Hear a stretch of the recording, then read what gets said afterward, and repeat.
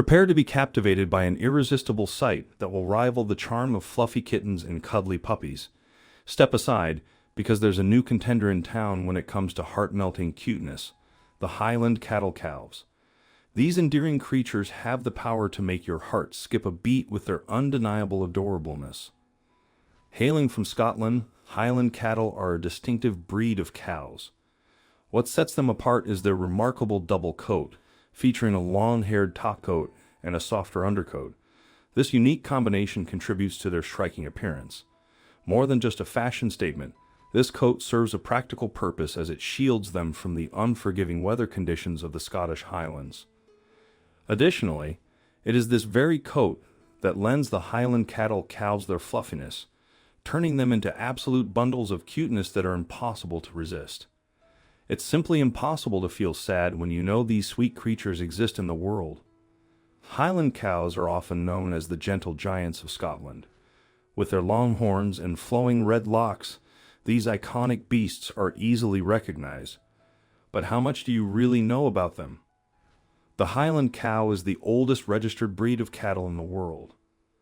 They have distinctive horns and long, wavy, woolly coats that can be a range of colors, including red, ginger, black, dun, yellow, white, gray, tan, silver, and brindle. Highland cows are raised primarily for their meat, which is growing in popularity due to being lower in cholesterol than other forms of beef. These cattle are a hardy breed designed to withstand the conditions in the Scottish Highlands. Their long hair is actually an unusual double coat of hair. On the outside is the oily outer hair, the longest of any cattle breed, and it is covering a downy undercoat underneath. The bulls can weigh up to a whopping 800 kilograms, and the cows up to 500 kilograms, and their milk generally has a very high butterfat content. Their distinctive long hair keeps them warm in winter, offers protection from the brush and undergrowth, protects their eyes from flies, and contributes to their stunning appearance, which makes them so popular. The hair gets shorter in summer and is not as long when they are bred in southern climates. Having such long hair also means that they do not need to store the waste fat you find in some other breeds of cattle. Nobody is quite sure if these cows can actually see where they are going. But whether they have supervision or heightened other senses, they certainly manage to find what they are looking for, even with that long fringe known as a Dawson blocking the way. During the 18th century, thousands and thousands of Highland cattle grazed upon the forests and hills of Strathspey, and in the summer, they were even taken up into the high corries. Herdsmen stayed in temporary buildings in the hills, called shielings, to look after them, whilst their relatives had to stay at home to gather crops for their winter feeds. When they were fattened enough for market, the cattle were driven along the road through the mountains by a few miles each day. The markets were held in places like Falkirk, Crieff, and Carlisle, and buyers came all the way from England to pay good prices for what they called high-quality Scotch runts, so called because the Highland cattle were smaller.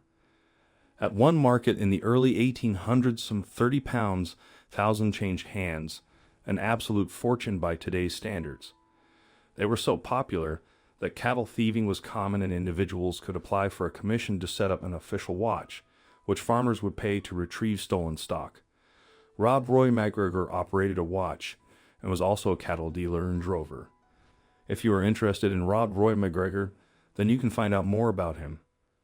While Highland cows today are mostly recognized for their distinctive red coats, once upon a time they were predominantly black. Queen Victoria is said to have commented on a trip to the Highlands that she preferred the red-cultured cattle, and in an effort to please the Queen, this resulted in selective breeding of the reddish color that we see most often today, and the black color gradually declining over time. Originally, the breed was divided into two classes, the West Highlands or Kyloe, and the Highlander. The Kyloes were raised on the western islands of Scotland and tended to be of a smaller size. They had a higher percentage of black and brindled cattle than the mainland Highlanders. The size difference was probably due more to the severe climate and limited rations that the island cattle were subjected to, rather than to any genetic variation between the classes. Today, all members of the breed are just called Highland. They originated in the Highlands and the Outer Hebrides Islands of Scotland as early as in the 6th century.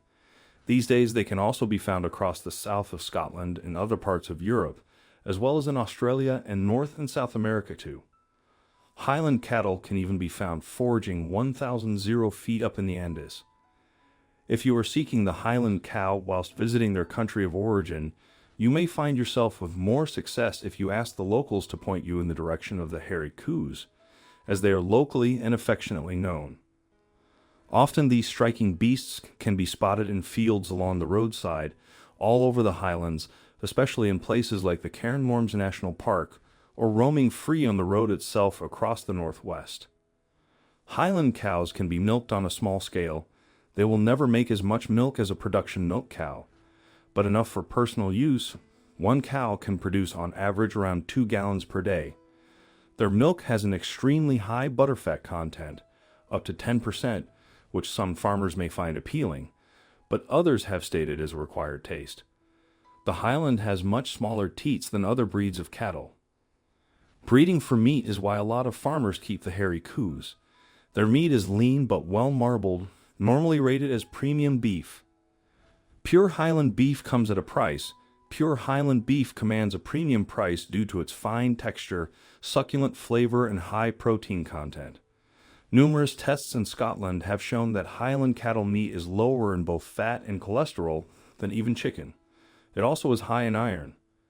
The Queen has a herd of Highland cattle, and it is rumored to be the only kind of beef she will eat. Scotch beef farming is nothing like intensive cattle farming.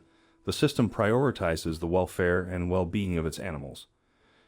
Due to the grazing land being often unsuitable for growing alternative foods, not to mention the low temperature and high rainfall, Highland cattle farming is considered to be highly environmentally sustainable. The breed standards guidelines, which are used to ensure that the animals produced by a breeder are of the highest standard, includes direction on how to judge the animals in 4 main areas: the head, the neck, the back and body, and the hair. Criteria looked for includes natural horns, being wide between the eyes, short and straight legs, and wavy hair. Find out more at the Highland Cattle Society. The most noticeable difference between the two sexes is their horns. A bull's horns often grow forwards or even slightly downwards and have a much wider base, whereas a cow's face upwards and are longer and finer at the tip than a bull's horns. These fantastic beasts have a reputation for their fantastic temperament, not a moody cow in sight. Renowned for their gentle disposition, Highland cattle are a remarkably calm and placid species. They possess an inherent tranquility, never exhibiting any signs of aggression, which makes them a delight to handle and care for.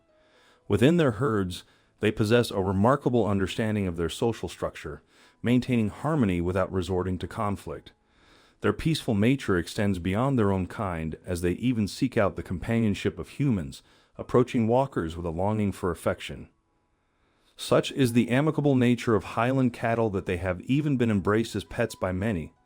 These magnificent creatures have shared a harmonious coexistence with humankind for countless millennia. Historical records dating back to as early as 1200 AD and archaeological discoveries tracing back to 1200 BC attest to the enduring bond between humans and Highlanders. In the days of yore, during winters, these cows would find their way into homes, their radiant body heat serving the dual purpose of warming the dwelling and deterring would-be thieves from pilfering them.